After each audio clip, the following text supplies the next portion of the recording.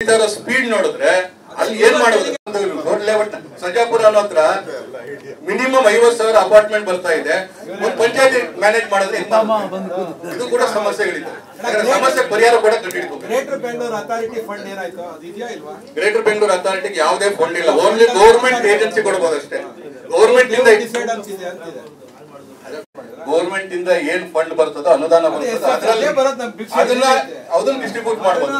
But ಆಯಾ corporation ಹೇಳಿದ್ದಾರೆ ಇದು ಕೋಆರ್ಡಿನೇಷನ್ ಕಮಿಟಿ ಆಗಿರೋದ್ರಿಂದ, ನೇರವಾಗಿ ಅಡ್ಮಿನಿಸ್ಟ್ರೇಷನ್ ಮಾಡದೇ ಇರೋದ್ರಿಂದ ಇನ್ಸ್ಟೆಡ್ ಆಫ್ ಸ್ಟೇಟ್ ಗವರ್ಮೆಂಟ್ ಬದಲು ಒಂದು ಬೆಂಗಳೂರಿಗೆ ಒಂದು ಅಥಾರಿಟಿ ಮಾಡಬಹುದು ಅಂತ ಅವ್ರಿಗೆ ಎಜಿ ಕೊಟ್ಟಿರ್ತಕ್ಕಂಥ ರಿಪೋರ್ಟ್ ಅವರೇ ಬಂದು ಹೇಳಿದ್ದು.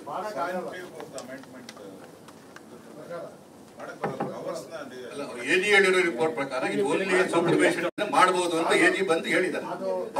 ಅವ್ರು ಹೇಳಿದ್ದಾರೆ.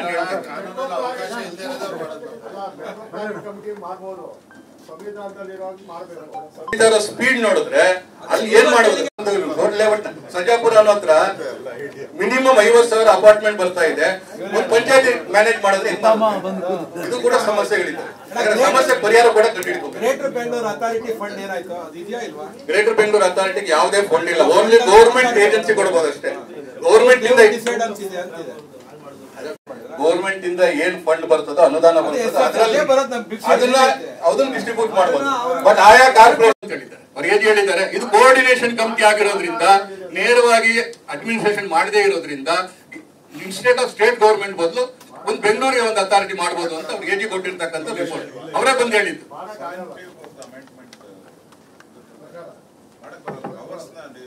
ಎಜಿ ಹೇಳಿರೋ ರಿಪೋರ್ಟ್ ಪ್ರಕಾರ ಇದು ಓನ್ಲಿ ಸೂಪರ್ವೈಸರ್ ಮಾಡಬಹುದು ಅಂತ ಎಜಿ ಬಂದು ಹೇಳಿದ್ದಾರೆ.